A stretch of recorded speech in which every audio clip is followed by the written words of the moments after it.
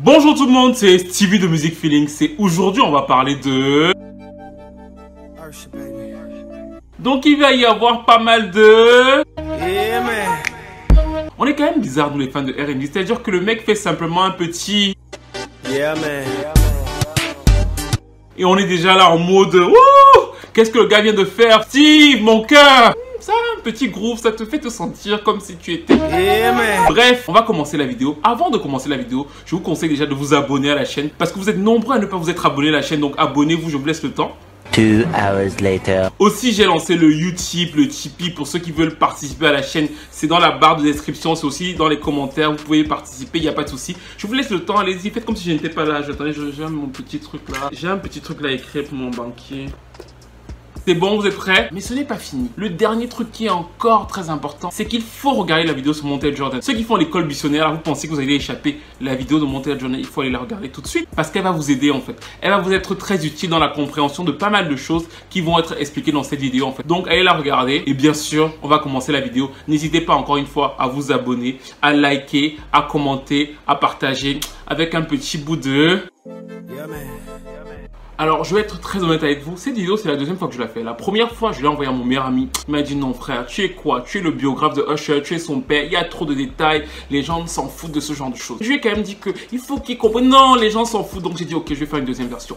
Dans cette deuxième version, du coup, on va un peu effacer le début. C'est-à-dire que oui, Usher était un autre de ces American Babies. Vous savez, les bébés américains qui savent faire tout là. Les bébés que tu regardes déjà dans le berceau, c'est Freddie Mercury. Bah, Usher était l'un d'entre eux. Mais vous vous en doutez en fait. Vous avez vu les vidéos sur Ciara et Tinashe. Vous devez vous dire, bah, si les parents de Ciara et de Tinashe pensaient que c'était des bébés, elles, capables de leur ramener de l'argent, bah, les parents de Usher devaient penser que bah, Usher c'était un chanteur d'opéra quoi. Usher chantait déjà quand il était très jeune, il a fait les églises et tout. Sauf que dans le cas de Usher précisément, il n'a pas deux parents, il n'a qu'un seul parent parce que son père était un habitué de la poudre, c'est-à-dire que son père aimait beaucoup la craie en fait. Donc son père n'était pas avec lui, il n'était pas en couple avec sa mère, il était dans les centres où on écrit beaucoup avec la craie là. Voilà, donc son père était dans ce côté-là et Usher n'a pas grandi avec son père. Il a grandi avec sa mère qui va être très importante dans cette vidéo parce que sa mère, dès que Usher a 9 ans, un jour, un groupe vient chanter devant lui, vient faire un show dans son école et le petit Usher rentre et dit à sa mère, Mommy, I wanna be in this group. Et la mère de Usher va avoir une réaction formidable. Elle va lui dire oui. Enfin, moi je trouve ça formidable parce que moi, je me rappelle, j'avais 12 ans, je suis allé dire à mon père, papa, je vais jouer au piano. Le lendemain matin, mon père était au lycée pour vérifier avec tous les professeurs si j'allais aller encore à l'école en fait. Il a dit à ma mère que je n'étais pas son enfant. Steve, ta mère là, Marie-Pascal, viens prendre ton enfant. J'ai toujours dit que ce n'était pas mon enfant. Tu as vu, c'est un délinquant. Il ne veut pas faire l'école. Steve m'a dit qu'il ne veut pas faire l'école parce que moi j'ai grandi, mes parents étaient séparés. Donc il devait me poser le week-end. Il a dit à ma mère que je ne veux pas faire l'école, qu'il me rend. C'est-à-dire que la mère qui a deux gosses, un de 9 ans qui lui dit je veux faire carrière de la chanson et qui se dit je vais me battre pour qu'il y arrive et qui commence donc parce qu'elle travaille et qui commence donc à les accompagner tous les deux. Dès qu'il y a concert, on est dans la voiture, on dort dans la voiture, on va au concert parce que Usher doit chanter, même si c'est à des milliers et des milliers de kilomètres, on y va en fait. C'est-à-dire qu'elle va struggle avec son fils pour que son fils fasse toutes les petites scènes, pour qu'il chante avec le groupe, qu'il enregistre avec le groupe. Et finalement, la chance va leur sourire. Lors d'un concert, ils vont être repérés par Brian Reid, le frère de L.A. Reid. Mais là, déjà, je veux déjà que vous situez bien que la mère de Usher est donc très active dans sa carrière. Et donc, c'est une première mère qu'on va appeler Mom Manager. Les Mom Managers, en général, quand je dresse dans les vidéos, c'est les mères qui deviendront des managers. C'est-à-dire que les mères très impliquées dans les carrières des artistes. Vous avez par exemple Sandra Norwood ou encore Douglas chez Ashanti qui sont très connus dans ce genre-là, en fait. C'est-à-dire que dans ce genre des années 90, ces trois mères-là ont des spécificités assez particulières. Et donc là, j'ai en train de vous situer la mère de Usher qui va donc porter son fils jusqu'aux portes de Brian Reid, qui est donc le frère de ce monsieur L.A. Reid, le second personnage très important dans la carrière de Usher. Parce qu'on amène Usher chez L.A. Reid alors que Usher n'a que 12 ans et L.A. Reid se dit oui, il y a quelque chose à faire. Le petit fait de très belles reprises comme ici.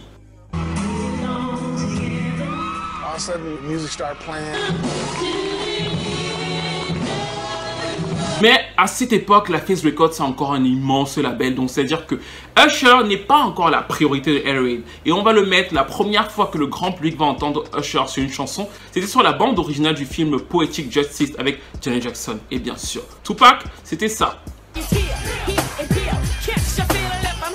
Call Me a Mac est un peu particulière parce que c'est un truc qui ne peut exister que dans les 90s en fait. C'est-à-dire que c'est vraiment un truc qui ne sort que de son époque. C'est un titre très New Jack. Il avait 13 ans quand il a enregistré ce titre qui s'appelle donc Call Me a Mac, qui raconte donc aux filles que vraiment là, la nuit, il peut tout leur montrer en fait. Et les meufs ont quasiment le double de son âge. En plus, il faut savoir que dans l'enregistrement du clip, pour pouvoir avoir les bons mouvements du lit, là, il y avait une chanteuse de R&B qui passait dans le coin, qui passait dans les locaux de la Face. Elle lui a dit, en fait, dans le lit, on fait comme ça, on tourne comme ça et tout et tout. Et il a des petits mouvements de jambes qu'il fait là, à 13 ans et demi, il fait des petits mouvements de rein là, tac, tac. Et ce mouvement-là va lui être appris par une chanteuse de R&B qui lui disait que pour que tu sois plus sensuel, il faut que tu fasses ça et ça. Bref, elle va lui apprendre ça, mais ça ne va pas prendre. Le single va flopper, il va passer inaperçu. Et comme je vous ai dit, à l'époque, la Face Records, c'est un gros label, ils ont plein d'autres artistes. Et Usher n'est pas la priorité. Surtout que là, il va y avoir un petit truc. C'est-à-dire qu'un jour, donc, Usher vient au studio pour enregistrer son album. Il commence à chanter et L.A. Reid est choqué. C'est-à-dire que L.A. Reid appelle son frère et dit que c'est toi qui m'as présenté le truc-ci. Viens. Chante encore l'escroquerie sur la marchandise. Qu'est-ce qui se passe en fait? Qu'est-ce qui se passe? Usher chante. L.A. Reid dit que non. Là, il faut qu'on me rende mon argent. Mais mon investissement, où est-ce que c'est parti en fait? Qu'est-ce qui se passait? Usher commençait à muer en fait. Donc, quand Usher a commencé à muer, il contrôlait beaucoup moins sa voix. Il était beaucoup moins sûr de lui. Et pour beaucoup de chanteurs, c'est une période très difficile, la période où on mue. Donc, Usher commence à avoir beaucoup de problèmes vocaux. Et là, L.A. Reid vraiment se dit déjà que ça a floppé, ça ne va pas prendre. Et il veut lui rendre son contrat, mais il ne sait pas quoi en faire en fait. Finalement, au fil des réflexions, il se dit qu'il va envoyer Usher chez ce monsieur-ci.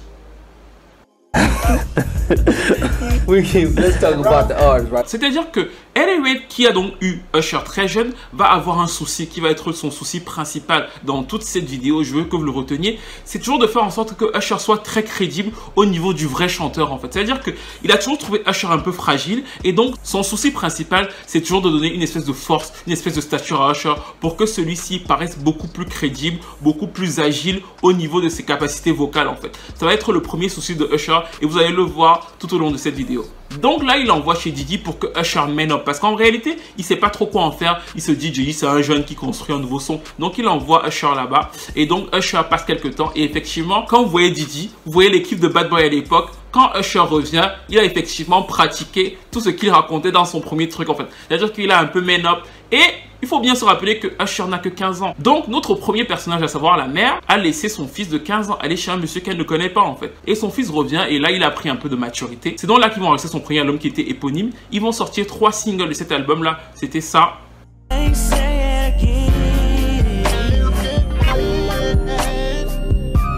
Ou encore ça.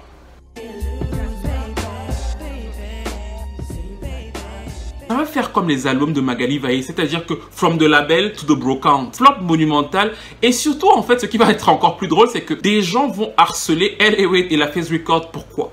Parce que les Noirs américains vont se dire à un moment, les auditeurs vont se dire qu'il y a un truc qui cloche. À savoir que le petit là, il a une tête de bébé. Parce que quand vous voyez Usher encore à cette époque, vous voyez bien que c'est un enfant en fait. C'est-à-dire qu'il a une vraie tête de bébé. Et il chante des trucs d'adultes en fait. Donc, curieusement, donc les Noirs américains vont appeler, ils vont contacter la Face Records, c'est-à-dire qu'ils vont même être remontés contre le label en disant que vous faites chanter à cet enfant-là des choses dont il ne devrait même pas avoir idée. Il a vraiment une tête de bébé, c'est pas possible que ça se passe comme ça. Et L.A. Reid donc va laisser tomber le projet très rapidement en fait. L'album se vendra un peu plus quand il va avoir le succès des autres albums de Usher. Il va atteindre les 100 000, 200 000 exemplaires, mais c'est un four total cet album. Mais c'est surtout un four basé sur le fait que les gens vont rejeter en bloc, mais vraiment massivement, l'image du petit garçon un peu de la pédophilie un peu inversée. C'est-à-dire que le petit garçon pervers, what the fuck is that? Hein? Ça fait un peu peur quand même. Regardez les clips, ça fait un peu ouh. Mais ce qui est intéressant, c'est qu'à cette période, il y a une autre personne qui chante des trucs hyper sexuels. Vous voyez de qui je parle? C'est-à-dire qui a le même âge que Usher et elle chante des trucs hyper sexuels. Et je trouve que ça ne gênait pas beaucoup de gens. Vous voyez de qui je parle? Bah c'est elle.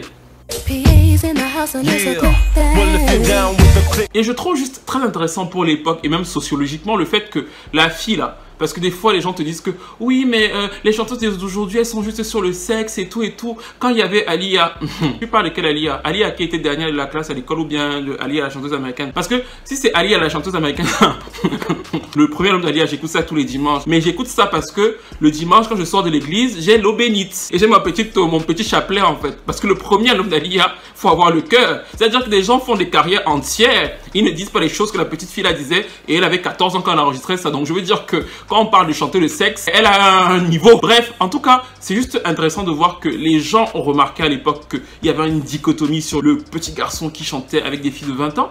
Et pour la meuf, c'est passé plutôt bien aux yeux du grand public qui sont allés acheter l'album. Beaucoup le considèrent comme un classique. Il n'y a pas eu ce malaise-là ressenti sur la période de Aaliyah. Je referme cette parenthèse. Usher a floppé et le label ne s'en occupe plus. Et c'est donc là qu'on va encore avoir la mom manager, c'est-à-dire que la mère de Usher, qui en fait est incroyable. C'est-à-dire que cette femme qui est donc pas une femme du business, qui donc a quitté sa vie normale pour devenir donc la manager de son fils, je laisse tout et on va peut-être y arriver, va avoir une idée de génie. Elle va se dire, ok, c'est vrai que l'album n'a pas marché, mais qu'est-ce que j'ai? J'ai mon fils qui sait chanter, j'ai une signature sur un label qui est plutôt connu et donc qui a de gros artistes. Qu'est-ce que je veux faire? Je vais moi-même contacter les radios, je vais moi-même contacter les petits clubs. Parce qu'en fait, c'est quoi les revenus des petits artistes R&B dans le genre de Usher quand ils commencent? C'est les street clubs. Donc Usher va aller avec sa mère et il va faire la tournée de plein de petites radios et plein de street clubs. Donc la mère de Usher et lui à 15 ans seront là dans les clubs en train de jumper. C'est-à-dire que maman, la femme à côté de moi, les grosses fesses là. Tu as dit que tu étais un Mac, non? Chante! Tu voulais chanter, you gonna sing. Mais c'est une idée qui est pas mal parce qu'en fait le but de cette idée c'est de quoi? C'est de faire de la popularité à son fils. C'est-à-dire que plus les gens vont le voir, même si c'est des petits gens, ils vont le voir, ils vont le connaître. Cette emphase qu'elle va donner va toucher L.A. Reid en fait. L.A. Reid va se dire putain, la meuf est boss. Donc là il va commencer à réfléchir, il va se dire qu'est-ce que je peux faire de ce petit? Parce qu'en fait Usher vocalement il trouve que c'est un peu frileux en fait. À cette époque il faut bien voir que dans cette première partie de la décennie des 90s, on a les vocalistes, les Casey, les gens qui sont très dans la démonstration vocale et Usher surtout à cette période là c'est pas son fort en fait. Donc du coup il se dit bon, je l'envoie un peu chez Babyface, ce qui est mon compère, pour que Babyface voit. Babyface lui dit que, hey, moi je suis avec Tony Braxton, il m'envoie, hey, je suis dans la sensualité, la suavité, le machin, tu m'envoies, hey, pas avec tes choses. Babyface n'y croit pas. Il le prend, il l'envoie chez Clive Davis. Clive Davis dit que, hey, tu as vu où je suis?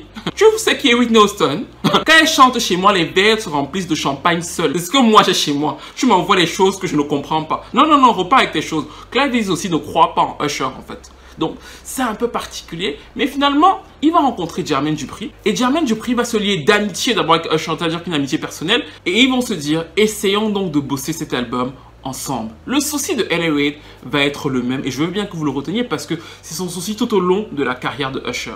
Il va se dire, bon là, Usher pour lui a des atouts clairs, nets et précis. C'est-à-dire qu'il a le look, pour lui, Usher peut plaire. Il sait danser. Il sait dire que visuellement, Usher passe bien. Mais il faut que Usher soit crédible et que Usher incarne quelque chose pour le public soul R&B qui est très exigeant selon lui. Donc, il va insister sur ça, il va insister sur le fait que oui, on va jouer beaucoup sur l'image parce que l'image, il va déchirer, il va plaire, mais il faut que ce soit très soulful. Et il dira même dans sa biographie qu'il fallait donner à Usher plus de soul que Usher n'en avait en réalité. C'est-à-dire qu'il fallait lui faire passer plus de vécu, de trucs qu'il y en avait vraiment chez lui en fait. Et ça va donner ça en premier single. Et ça va être le carton plein en fait. C'est-à-dire que là d'un coup, Usher va être découvert partout dans le monde. Ça va être son premier numéro 1. Il va devenir une superstar en quelques mois. L'album My Way sort et donc le confirme très vite dans cette image donc de sex symbole. C'est-à-dire que les filles aiment toutes ces touches. Il fait des petits trucs comme ça dans les clips.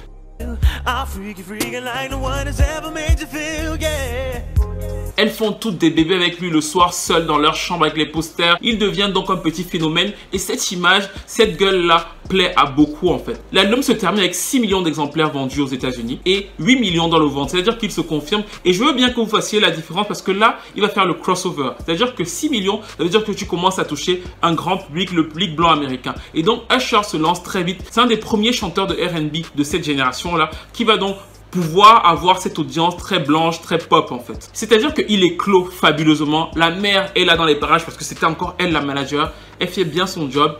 Et l'air est donc une réussite. Une des autres raisons fondamentales du succès de My Way, c'est bien sûr Jermaine Dupri en fait. C'est-à-dire que à cette période, en 97, il renouvelle son son. C'est l'un des producteurs les plus importants de la scène R&B hip-hop de tous les temps et en plus des 90s. C'est-à-dire qu'il a été très populaire sur la première partie de la décennie. Et là, il renouvelle son son et Usher va être le premier à en bénéficier. C'est aussi ça qui fait en sorte que My Way pousse un vent d'air frais dans son genre. Et il est aidé derrière par les deux frères de Jack LaLanne, Brian et Kazé. Et souvent, ils sont méprisés, mais ils ont un apport véritable en fait. C'est-à-dire que c'est vrai que l'album de Jack LaLanne va arriver après My Way, mais ils sont déjà dans les coulisses et vous les entendez notamment sur la manière dont le phrasé est beaucoup plus hip-hopé en fait. C'est-à-dire que le phrasé de My Way est très hip-hopé, un peu comme ici.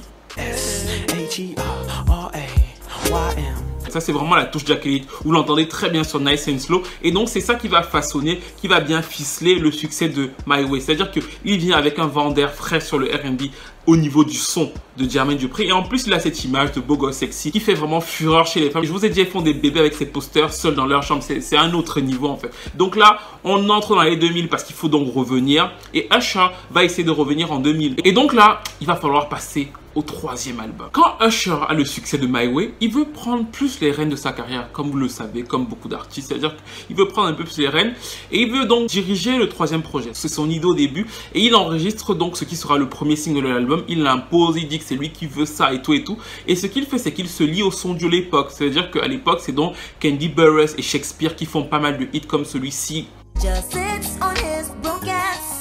Ou encore celui-ci.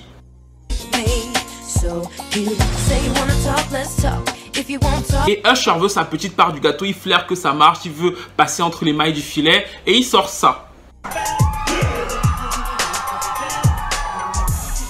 Sauf que, boum, Tinashe. Maintenant, on va faire ça, c'est-à-dire qu'on va plus appeler accident. Pour le moment, tant que Tinashe ne s'est pas encore relevé, dès qu'on dit Tinashe, c'est un accident. C'est-à-dire qu'il a donc une Tinashe, la chanson ne marche pas. Et donc, ça inquiète Elliott parce que Elliott se dit, pourquoi ça n'a pas marché? Parce qu'en plus, c'est aussi Shakespeare et Candy, ce sont aussi ses bébés. Il se dit, quelle est la formule qui n'a pas marché? Et il commence donc à y réfléchir. Et de l'autre côté, comble de malchance, l'album prévu leak. C'est-à-dire que l'album prévu arrive sur Internet. L'album était censé s'appeler All About You et plusieurs chansons filtrent sur la toile en fait. Donc, c'est vraiment la double catastrophe. Là, Elliott se dit, il faut qu'on change de stratégie. Donc, il renvoie Usher en studio avec Jermaine Dupri et les Neptunes qui poussent un nouveau son, mais qui n'ont pas encore cartonné de ouf à l'époque. C'est-à-dire que là, ils ont un énorme succès critique, mais ils n'ont pas encore de gros succès mainstream à cette époque-là. Et de l'autre côté, Elliott se dit, faut pas qu'on le catégorise sur son image. Parce que si je vous ai dit, c'est son obsession à Elliott. Il dit, il faut vraiment que la base sache que ce gars sait chanter. Donc, il faut que je trouve le moyen de continuer à jumeler cette image de beau gosse sexy. Mais il faut vraiment que les gens se disent, putain, quel vocaliste aussi. Et il cherche à voir comment il peut trouver le truc et qui va venir avec l'idée. Alors, bizarrement, c'est la maman qui vient, en fait. C'est-à-dire que la mère dit, Jimmy Jam et Terry Lewis, les deux hommes en noir avec la fameuse abdo, là, oui, moi, j'adore leur travail, je veux qu'ils travaillent avec Usher. Je pense qu'ils peuvent lui faire quelque chose de bien. Et Elliott se dit, oui, pourquoi j'y ai pas pensé? On part sur Jimmy Jam et Terry Lewis. Et ils vont donc produire le second single de l'album de Usher, c'était ça. Et c'est le retour en grâce. Je sais que cette chanson de Usher a aidé à faire beaucoup de bébés. Certains sont nés là-dessus d'ailleurs. Vous avez moins de 17 ans. Il y a des chances que, oui, effectivement, vos parents ne vous aient pas dit, mais sur cette chanson, vous êtes nés. C'est-à-dire que la chanson va rapprocher beaucoup de gens. Ça va être un tube. Mais là, c'est aussi un des éléments déterminants de la carrière de Usher. Bien sûr, You Remind Me cartonne. Mais il faut comprendre que pour le clip de You Remind Me, à la base, Usher veut plusieurs chanteuses de R&B. Il veut s'entourer, il veut pas mal de chanteuses pour faire l'événement en fait. C'est-à-dire qu'en plus quand tu as un flop comme ça, tu veux vraiment te retrouver très vite et donc faire l'événement. Et donc il veut Brandy, Tamia et bien sûr Maya. Et à la fin, il veut Chili des TLC. C'est-à-dire qu'il veut les 4. Mais quand il appelle donc Chili pour lui dire que je te veux dans mon clip, Chili dit que attends, tu as vu qui je suis, tu as vu tous les disques que j'ai déjà vendus là. Non, moi je ne partage pas l'affiche avec those bitches. Je suis là depuis 92. Comment est-ce que non? Si tu veux que je sois dans ton clip, je vais être la seule femme dans ton clip. C'est donc comme ça que Usher accepte que Chili soit donc la seule femme du clip.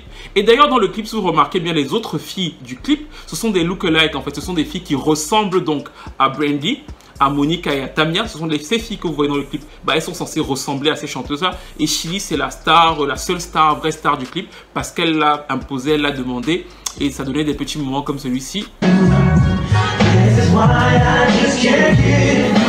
Et c'est donc là que l'histoire d'amour entre Usher et Chili va commencer. Vous vous rappelez quand même au début la meuf là, c'est-à-dire que la chanteuse de R&B qui lui avait appris à faire les mouvements de voici comment tu faut faire pour être sensuel. Bah en fait c'était Chili. Quand Usher avait 13 ans là, et qu'il avait vu une chanteuse de R&B dans le label, bah c'était elle parce qu'ils étaient signés dans le même label en fait. Donc il avait rencontré Chili de TLC en tant que grande star du label, les TLC et tout. Et quand il voulait donc apprendre les mouvements de son clip, elle est venue en grande seigneur lui montrer que voilà, on fait comme ça pour plaire. Bref, maintenant il va devoir appliquer ça sur elle. Et là j'ai le même regard réprobateur que Mary J. Blige à Lil Kim lors des MTV Awards lorsque Diana Ross est venue. Je sais que les vrais savent de quoi je parle, mais pour ceux qui ne savent pas, c'était ça.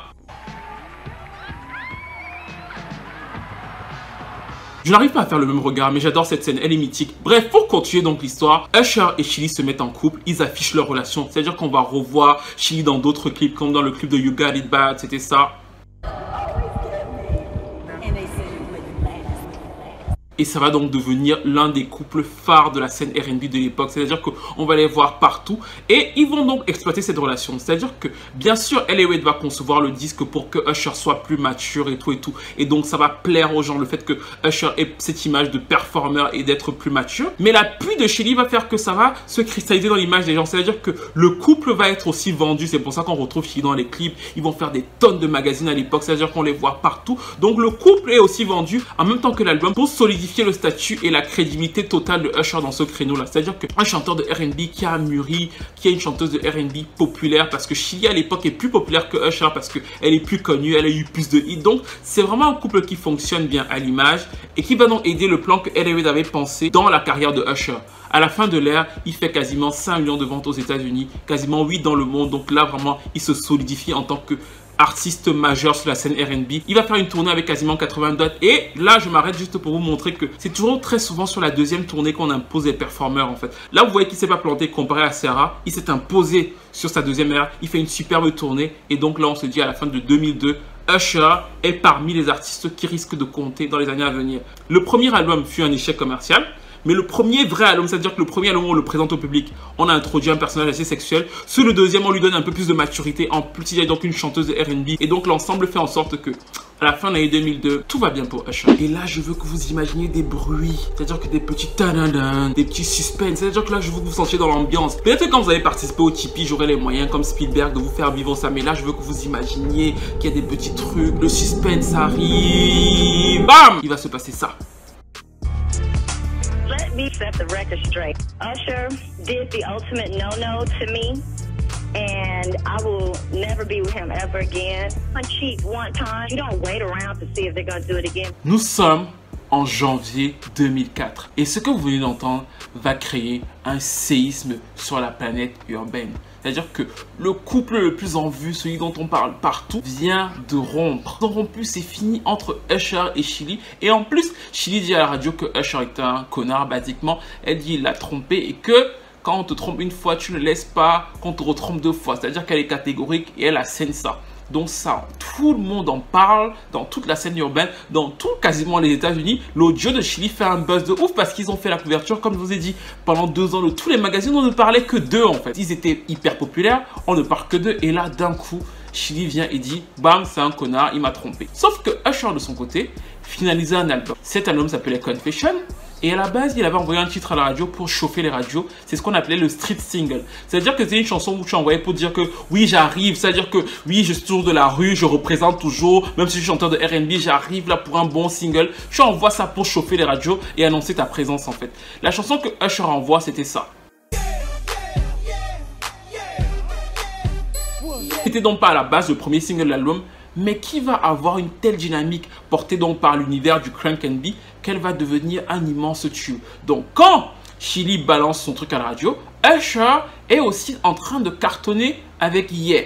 Et là, L.A. Reid va se dire éclair de génie. Parce que dans l'album qu'il a façonné pour Usher, parce que le troisième album de Usher, L.A. Reid le disait, c'est-à-dire que c'est censé être l'album le plus mature de Usher, qui incarnait quelque chose où on voit bien qu'il a des peines et tout et tout. Bah en fait, il a des chansons où il y a des peines. C'est-à-dire qu'il y a des chansons où on voit le vécu d'homme. Il mûrit encore plus parce qu'il fallait mûrir avec son public. C'est ce que L.A. Reid avait pensé qu'il fallait faire pour cet album.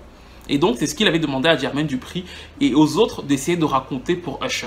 Et c'est ce qu'ils ont fait. Et là, quand Chili fait ça, il se dit, damn, j'ai des chansons qui s'appellent Burn, qui était censé à la base être le premier single et qui deviendra donc le deuxième single.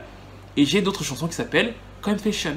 Et c'est donc par là que le titre de l'album va être trouvé. Donc, le plan promo va se faire sur ça. Bien sûr, hier, carton. Confession arrive en mars 2004, quasiment 2 mois après cet audio. Il est porté encore une fois par des titres comme celui-ci.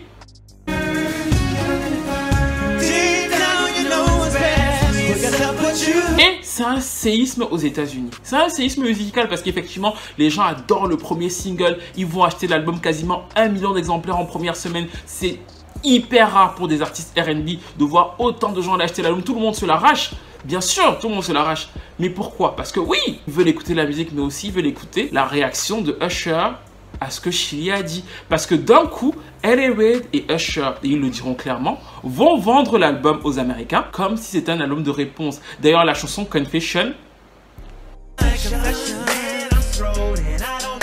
Dans ce titre, il dit qu'il a mis une femme enceinte. Et les gens vont se mettre à rechercher la femme enceinte qui a brisé le couple de Chilli et de Usher. C'est-à-dire qu'on va chercher la femme que Usher a mis enceinte. Ça va paraître tellement réel aux gens qui vont y aller. Donc, dans la musique qui est très réussie, parce que c'est un des albums les plus aboutis du couple Jermaine Dupri et Big Cox, qui se renouvelle encore une fois musicalement à cette époque-là et qui insuffle le plus de piano dans leur composition à ce moment précis. Mais dans les textes, en fait, il va y avoir une incarnation réelle qui va donc complètement porter le disque. Le côté rupture, je me réponds après ce qui s'est passé et tout, va vraiment toucher les gens et va donc intéresser tous les gens parce qu'en plus, eux, ils vont croire que ils vivent comme une télé-réalité en fait. Ils vivent une histoire qui est vraie. D'ailleurs, même l'autre single de la réédition, c'était ça.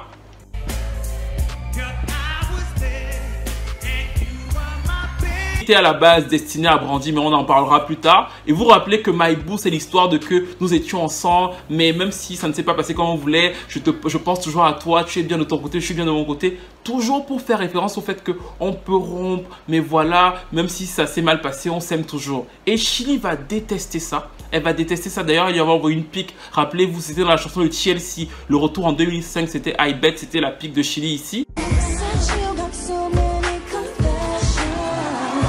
Et de l'autre côté, dans cette même ère de Confession, il va avoir une chanson qu'il va vouloir mettre et qu'il avait enregistrée sur la première version. C'est-à-dire que la chanson a été enregistrée en 2003 et à la base, il voulait la mettre parce qu'il la kiffait bien en fait. L.A. Reid ne voulait pas au début parce qu'il s'est dit ça ne va pas avec l'esprit de l'album. Parce que L.A. Reid a conçu son album bien ficelé en fait. C'est-à-dire que quand vous écoutez Confession, vous avez vraiment l'impression d'écouter un album très ressenti en fait. Même quand il y a les titres up-tempo, on a l'impression que ça flow. Parce que c'était le but. C'est pour ça qu'on est tous allés l'acheter, le pass Navigo, clé USB, CD gravé. Parce qu'on avait l'impression qu'on était dans quelque chose qui coule de source en fait. C'est comme ça que L.A. Reid l'a pensé ce disque. Usher dans la réédition, il veut mettre une nouvelle chanson. Cette chanson s'appelle Ride. C'était ça. Sauf que, quand il veut la mettre, le producteur de cette chanson qui s'appelle donc Rich Harrison a donné la chanson à quelqu'un d'autre. J'ai peur de vous dire. Bon, calmez-vous d'abord. Ne cassez pas vos téléphones, ne cassez pas votre télé, ne jetez rien. Contrôlez vos enfants. Le producteur a donné la chanson à...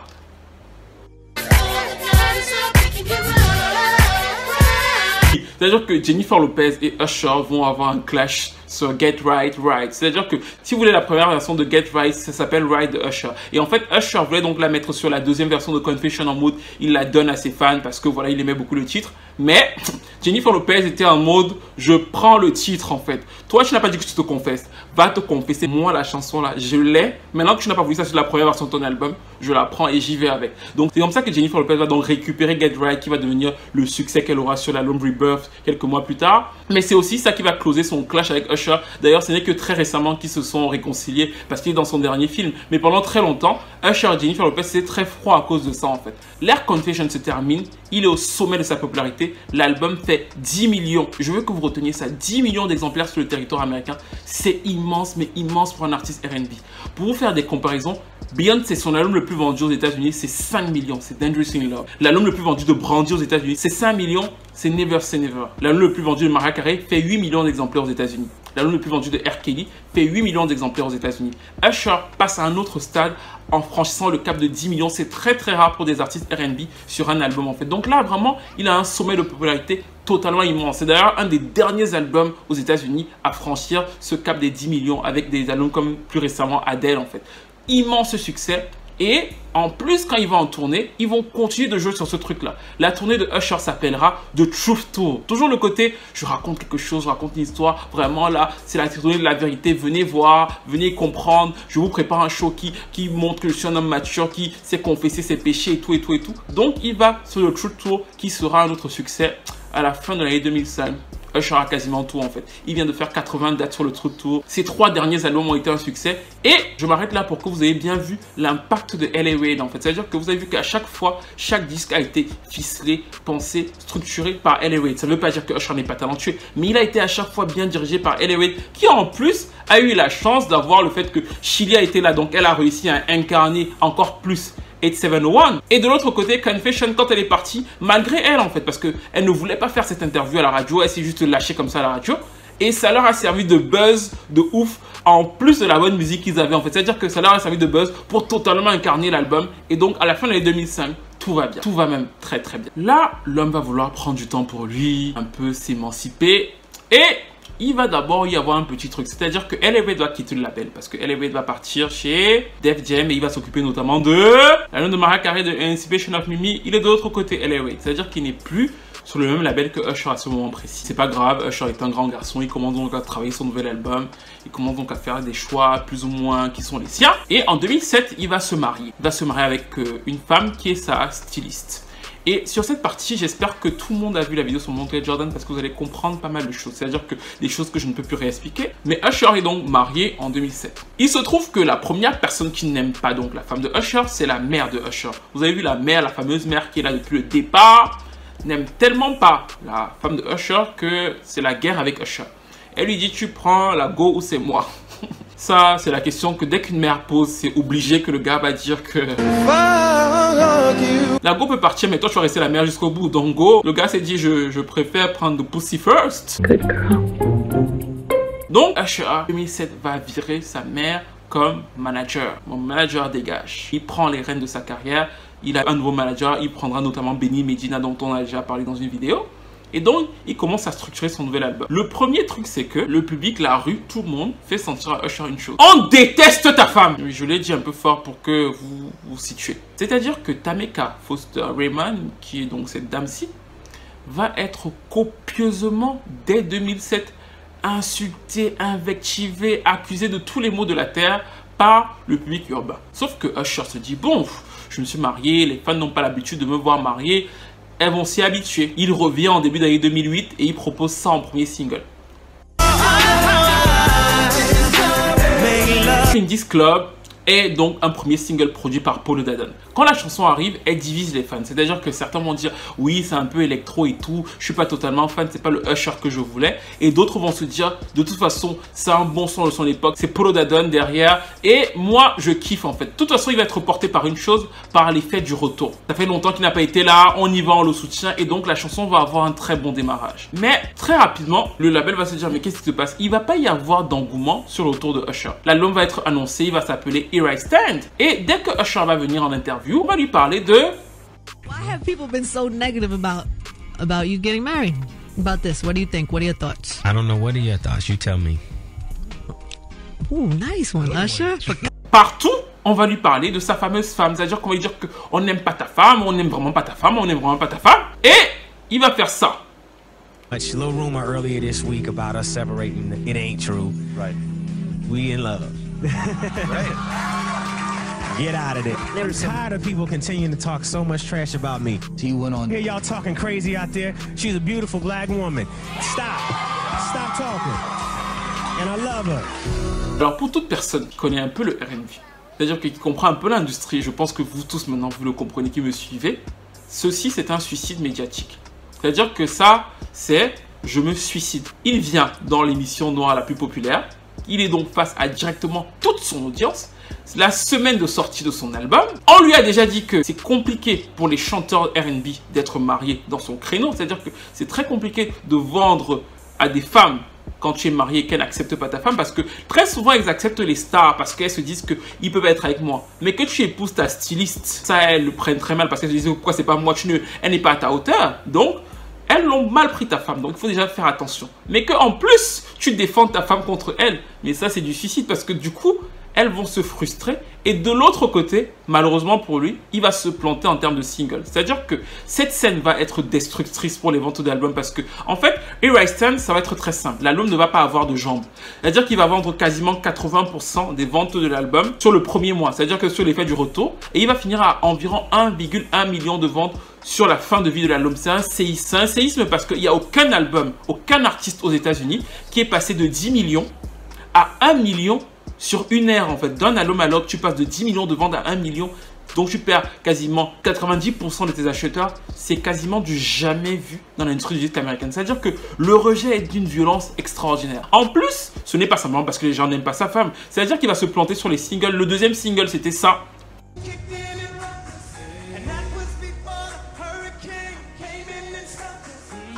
Et je dois vous avouer qu'à titre personnel, je n'ai jamais compris comment ils ont choisi cette chanson en deuxième single. On n'arrive pas à savoir si c'est pop, si c'est urbain, si c'est électro. C'est une espèce de mélange qui n'entre dans aucun format et qui fait en sorte que toi qui viens de sortir Confession, déjà Love in this Club, on te le pardonne, mais ça c'est hors format en fait. Donc cette chanson-là va tuer l'air. Quand je parle de tuer l'air, il faut bien comprendre que les airs musicales, c'est très souvent une dynamique. Ça veut dire qu'au début, si tu commences à avoir du succès, bah on va pousser tes autres singles. Comme tu as du succès, ça veut dire que les gens veulent t'entendre. Et donc les autres singles de ton air seront plus poussés. Si on se rend compte que on pousse tes trucs et les gens sont froids, les gens n'achètent pas tes albums et que les singles ça ne marche plus, et ce single là précisément va être un immense échec commercial, si on se rend compte que Usher flop autant, bah on ne va plus te diffuser en fait. Donc très rapidement les radios ne vont plus diffuser et tous les autres singles de l'album, Trading Places et autres, ne vont jamais marcher. Ils vont envoyer 5 singles, il n'y aura que 2 singles certifiés, Love in this Club et le remix de Love in this Club avec Beyoncé. C'est tout en fait. Le reste de l'album ne va pas marcher. Et à la fin de l'ère, c'est tellement brutal qu'on va virer le manager, Benny Medina, et qu'ils vont faire une petite tournée en fait. Vous voyez, depuis le début, c'est un performeur, Usher. Il faisait de grosses tournées. Là, il va faire une petite tournée et ils vont essayer d'avoir un concept en disant oui, c'est une tournée juste pour les femmes, pour les petites salles en fait. Donc, il va faire des petites salles, des House of Blue. C'est fini les grands stades et tout et tout et tout. 14 salles simplement. Mais pourquoi? Parce qu'au début, il y avait plus de salles qui étaient prévues et il n'y avait juste pas de demande. En plus, comme c'est une tournée qui s'adressait aux meufs en disant venez voir Usher. Hey, n'est-ce pas, il a dit qu'il aime sa femme. Qui reste dans elle, c'est elle qui va acheter les places de concert. Le rejet est tellement brutal et l'air donc Here I Stand de Usher est analysé par beaucoup effectivement comme une espèce de déchéance musicale parce que les gens trouvent qu'il n'y a plus la consistance des précédents. La mère va aller à la radio pour dire que c'est un album qui est nul. I think the music was wrong, I think the imaging was wrong, the promotion, everything was wrong. C'est-à-dire que personne ne laisse cet album-là tranquille. Et de l'autre côté, bah, les critiques vont dire que le fait qu'il se soit marié a totalement déstabilisé une grosse partie de son public qu'il aurait soutenu parce que c'est Usher et tout et tout et tout. Et donc a rompu le lien. Cette ère va s'arrêter assez brutalement en fait. C'est un échec commercial et un échec assez troublant parce que pour lui, il disait que c'était la première fois qu'il prenait vraiment les rênes de sa carrière. Il n'y avait plus L.A. Reid, il n'y avait plus sa mère. Donc il s'était dit, bah là, c'est la première fois que je m'offre vraiment. C'est la première fois que je fais des décisions. Il n'y a pas d'environnement, ça flop. Après un échec aussi gros, pour un artiste aussi gros, il fallait réagir très vite. Et Usher va le faire, c'est-à-dire qu'il va être Lucky Luke dans la réaction en fait. D'une réaction, il va sortir la gâchette très rapidement. Première chose, divorce. Non, c'est toi tu es sorcier. C'est depuis que tu es dans ma vie, les gens achètent. Non, tu vas partir. Donc directement, 8-9 mois après ça, Usher annonce qu'il divorce. Et si vous n'aviez pas bien compris que Usher a divorcé, rappelez-vous, le tout premier titre que Usher envoie en radio pour son album d'après, rappelez-vous, c'était quoi? C'était ça.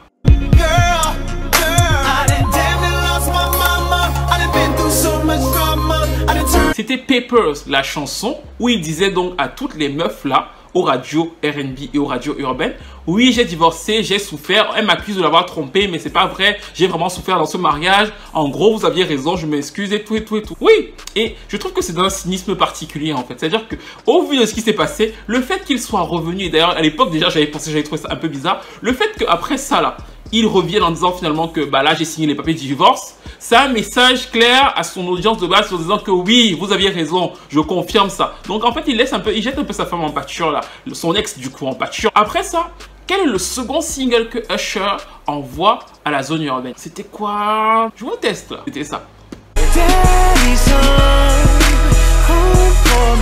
Daddy's home.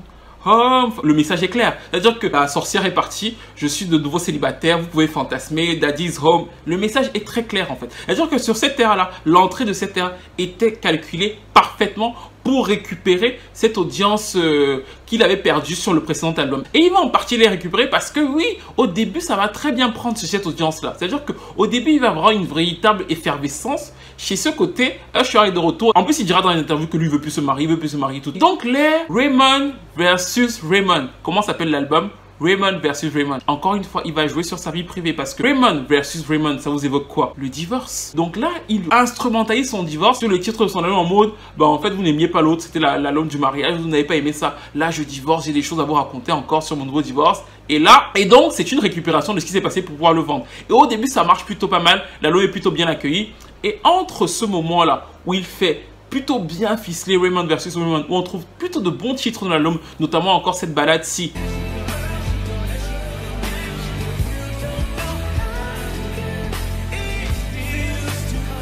un an, je dis bien un an dans les charts R&B, c'est qu'il y avait une véritable appétence pour le côté, oui, il est de nouveau célibataire, oui, il chante des chansons d'amour qu'on voulait qu'il chante, oui, on l'a remis à l'ordre en fait, oui, non mais on est très très forte, on l'a remis sur le droit chemin, la sorcière là et là-bas, non, là il est bon. Mais de l'autre côté, qu'est-ce que Usher va faire? Il va donc commencer les underfleureries, les machins, parce que lui, il voulait aussi de l'autre côté, et c'est là sa faiblesse, avoir cette tube mainstream, c'est-à-dire qu'il voulait être sur le coup avec tous les featuring avec David Guetta et autres. Ça va lui donner des succès singles, c'est-à-dire qu'on va avoir des tubes comme celui-ci.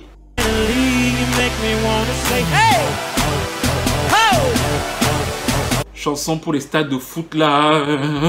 D'ailleurs, certains se souviennent de l'épisode de la télé-réalité de Brandy où will.i.am appelle Brandy en lui disant qu'il a un autre oh my god pour elle et elle est là en mode elle est un peu apeurée là. Vous connaissez cet épisode? Bref, c'est une petite parenthèse, mais c'est très intéressant parce qu'on en parlera dans une autre vidéo. Donc, Usher veut les succès single mainstream parce qu'il se dit que oui, ça va l'aider à performer. Et sur l'ère Raymond versus Raymond, comme il a réussi à reconquérir un peu une partie de cette fanbase là qui était un peu troublée par le fait que oui, notre Usher est marié avec cette connasse et qu'il réussit à leur revendre des chansons R&B qui racontent des histoires et tout et qu'elles y vont, bah en fait l'album se passe pas trop mal. Il finira avec quasiment 1 million de ventes aux États-Unis, 2-3 dans le monde, ça se passe pas trop mal en fait. Il ressuscite un petit truc sur ce public R&B. Mais ce que Usher va très rapidement perdre sur cette même ère et qui est vital, c'est que progressivement il va perdre ses acheteurs d'albums. Parce que effectivement, quand elles vont aller acheter au début Raymond vs Raymond, qui est plutôt encore une fois bien conçu dans sa première partie, très rapidement ils vont se rendre compte que mais en fait le voilà qui chante avec ça et tout. Et musicalement ils vont comprendre quoi, qu'il n'y a plus du tout la liaison qui était la liaison qu'elles avaient au début en fait. Parce que c'est le point important de cette vidéo, c'est pour ça que j'ai insisté sur tous les détails que je vous ai racontés, c'est que la carrière de Usher, peut-être que quelqu'un qui vit en France ou en Afrique, je sais pas trop, ne l'a jamais perçu, est incroyablement basé et rythmé sur sa propre vie privée, qu'il a beaucoup instrumentalisé pour pouvoir vendre ses disques en fait. C'est une réalité, il le sait, il l'a toujours fait. Sauf qu'à partir donc de 2011, il va changer cette stratégie en se disant il me faut des hits singles et tout, parce qu'en plus il a plus L.A. Reid pour diriger ça, parce que la personne derrière tout ça, musicalement c'était L.A. Reid qui concevait et structurait le tout. Dès que L.A. Reid part, ça devient de plus en plus compliqué pour lui de le faire. C'est pour ça que dans l'ère d'après qui va s'appeler Looking for Myself, qu'est-ce qui va se passer? Il va avoir un single urbain qui va plutôt bien fonctionner, c'était ça.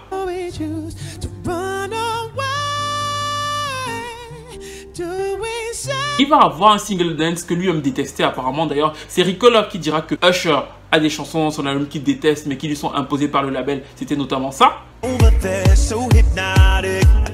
Et en fait, ce qu'il va avoir donc, c'est que comme il a un capital sympathie, les gens l'aiment bien. Donc on va le diffuser en urbain et on va aussi le diffuser en pop avec les chansons dance et tout ce genre de choses. Mais le résultat est que finalement, personne ne va acheter ces albums parce que lui, encore plus que tous les autres, et c'est vraiment sur ça que j'insiste, vendait des albums historiques en fait. C'est-à-dire que des histoires, il instrumentalisait le tout. Et depuis Looking for Myself, si vous voyez bien ce qui se passe pour Usher, c'est que même s'il peut avoir donc un hit single, plus personne n'a d'intérêt à acheter un album de Usher parce que la liaison a été coupée en fait. Elle ne retrouve plus le côté vraiment, là on a quelque chose de personnel, d'historique. Ce lien qu'elles avaient avec lui, principalement, je parle bien d'elle parce que le public R&B sur Usher était principalement féminin.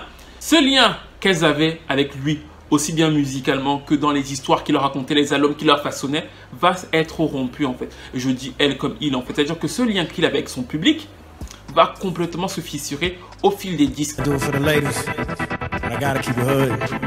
Quand il va arriver avec Art to Love en 2016, malgré le fait qu'il a fait The Voice, parce qu'en plus à The Voice, il va faire une grosse erreur. Quand il était juge à The Voice, la plupart des juges de The Voice incarnent leur musique en fait. C'est-à-dire que quand ils se présentent devant les spectateurs, ils disent voici ce que je suis. Et Usher, on sait que c'est un chanteur de R&B.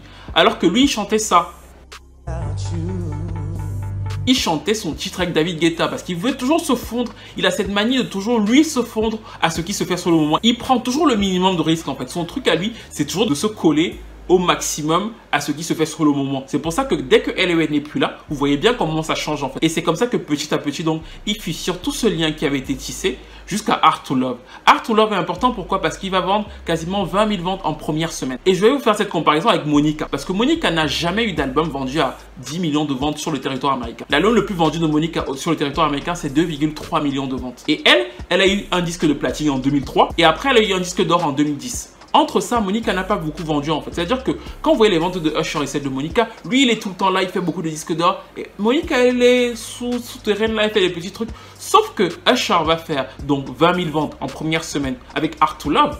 Et Monica, qui était donc elle-même en flop à la même époque, avec un album qui avait bien moins marché, avec un single qui était moins diffusé que No Limit de Usher, va vendre le double de Usher. C'est alarmant parce que ça montre quoi? Ça montre que sur le très long terme, parce que là, tous vont se diriger vers des carrières adultes. C'est-à-dire que sur le très long terme, Monica conserve mieux sa fanbase en fait. C'est-à-dire que bien sûr qu'elle a moins de gens qui la suivent que Usher de manière générale, mais elle convient plus à ses acheteurs que Usher, qu'on voit souvent tous, on le voit très souvent Usher, mais avec lequel on a perdu le rapport d'achat d'album en fait. C'est-à-dire qu'on n'a plus le côté on va soutenir Usher sur un disque. On peut se dire on va écouter une chanson, on va écouter un truc comme ça, mais on ne peut plus acheter Usher sur un disque. Alors pour les petits jeunes là, effectivement, c'est sur là que j'insiste parce que ça vous rappelle donc la vidéo sur le format album. Bah pour les petits jeunes, c'est leur nouveau format. Donc du coup, ils s'en foutent. Ça marche très bien pour eux. Sauf que pour Usher, dont la carrière était basée sur autre chose, il patine. Et cette cohérence est importante. Je vous rappelle ceci parce qu'il y avait quelqu'un qui avait parlé de ça et qui s'était imposé en tant que vendeuse d'albums parce qu'elle avait bien compris que le système changeait. C'était encore une fois elle. People don't make albums anymore. They don't make albums. They just try to sell a bunch of little quick singles and they burn out and they put out a new one and they burn out and they put out a new one. People don't even listen to a body of work anymore. Et cette vidéo de Beyoncé est importante parce que quand Beyoncé dit ça, elle se positionne en tant que je vais vendre des albums. C'est ce qu'elle a essayé de faire. Elle a créé des concepts, l'album surprise, après l'album pour les femmes noires et tout et tout. Elle s'en foutait il y a 10 ans, mais elle se dit à chaque fois je crée des concepts parce que je ramène des gens autour de moi qui viennent acheter un projet où ils se disent que je vais comprendre quelque chose, je vais structurer quelque chose dans ma tête en fait. C'est ça. C'est-à-dire que c'est ce que Beyoncé a fait et que Usher n'a pas fait parce qu'en réalité, oui, la plupart des gens vont vous dire que oui, mais Beyoncé n'a pas eu de hit depuis 10 ans aux États-Unis. C'est vrai, elle n'a pas eu de gros hits. Elle a eu moins de hits singles que Usher. On a eu dans la période 2010, Get Eyes et tout et tout et tout. Sauf que comme ils viennent de la même période, elle a gagné parce qu'elle a continué à créer des concepts pour pouvoir vendre des albums et s'élever sur la masse en fait. Là, ça flanche un peu. Mais globalement, vous avez vu que sur la période là, elle a réussi à traverser ça. Alors, il y a plein d'arguments que je pourrais expliquer dans une vidéo sur Beyoncé. Mais je suis pas sûr que ses fans les méritent, donc je suis pas sûr. Mais il y a plein de choses à expliquer sur la manière dont Beyoncé a traversé cette ère-là. Et pas qu'elle d'ailleurs. R. Kelly a traversé cette ère-là. Trey Songz aussi. Mary J. Blige. Il y a plein de personnes qui se sont organisées de manière différente pour se dire on va traverser cette ère différemment et on va s'en sortir. Usher s'est engouffré dans une extrême facilité. Cette facilité qu'il paie aujourd'hui. Il annonce qu'il va revenir avec l'album Confession Partout. Mais il faut bien voir comment le premier Confession a été fait. Et vous avez vu dans la vidéo. Donc ce n'est plus le même écosystème. En plus, il faut savoir que le Confession Partout, c'est Jermaine Dupri qui insiste depuis plusieurs années pour le dire. Parce que Usher, encore une fois, beaucoup de gens disent que Usher, roi du R&B, ceci. Il faut bien voir que Usher, c'est un des seuls rares de sa génération à ne jamais dire ça en fait. C'est-à-dire que Usher dit très rarement en interview, il revendique très rarement en interview, voire jamais. La seule fois où on l'a vu plus ou moins revendiquer son appartenance très très forte au fait que je suis un des rois du R&B machin, quand le R&B était en galère, c'était quand il y avait eu ce mec là.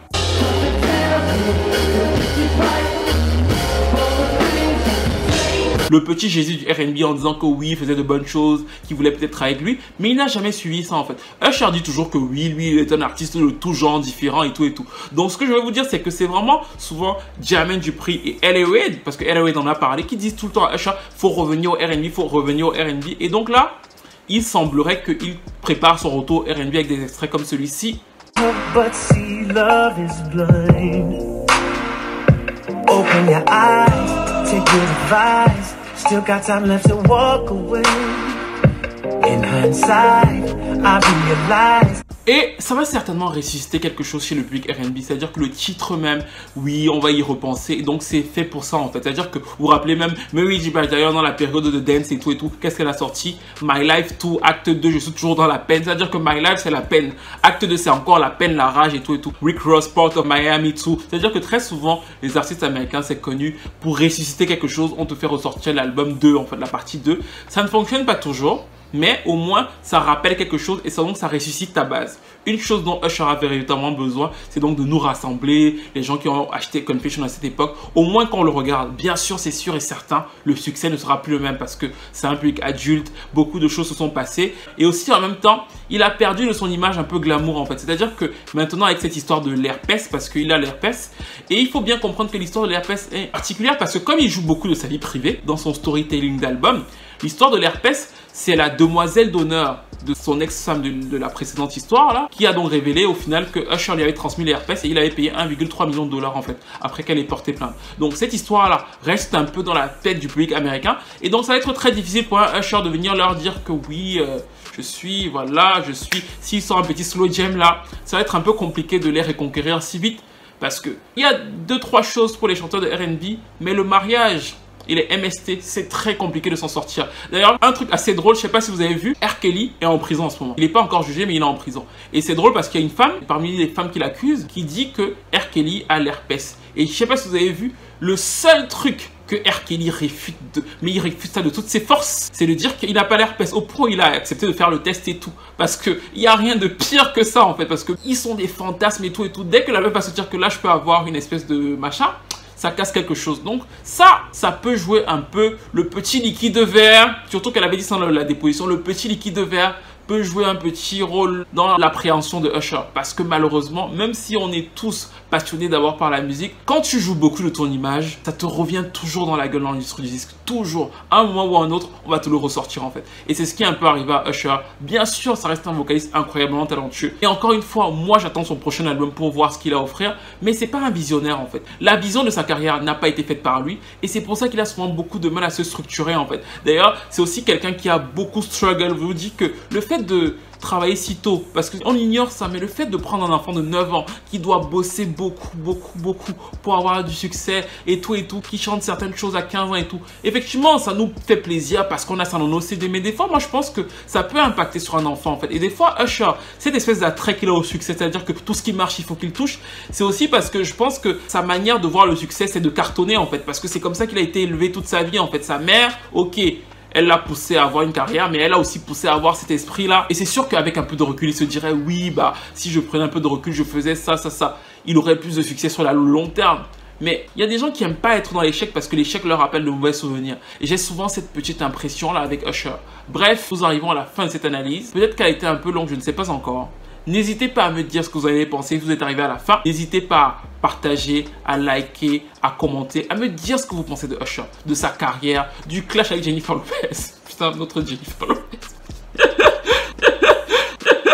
De L.A. Reid, de comment tout ça a été structuré. Dites-moi tout, je serai avec vous dans les commentaires. Si vous voulez participer au Tipeee, bien sûr c'est un plaisir, avec les YouTube et tout dans les commentaires. N'hésitez pas à me dire tout ça, je serai avec vous, on commente et on se retrouve à très vite pour une nouvelle vidéo. Ah oui, suivez-moi aussi sur Instagram, parce que le swipe là, on l'aura, et dès que je vais avoir le swipe, je vais fermer mon compte, comme ça les autres là, vous qui allez arriver en retard, tant pis pour vous. Bref, à très vite pour une nouvelle vidéo.